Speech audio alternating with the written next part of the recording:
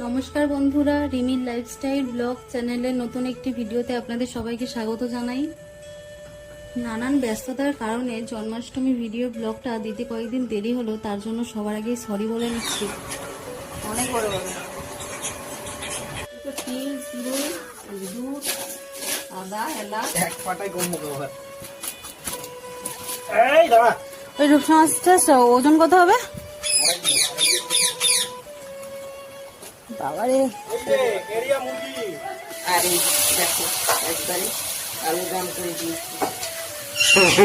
পালাকে কালো দাম খাবে, কালো কালো করে ভেজে কালো জাম কালো হয়ে গেছে। একদম কালো জাম, একবারে নামটার কালো। হঠাৎই বাড়িতে যাব বলে বেরিয়ে পড়েছি জি প্লট।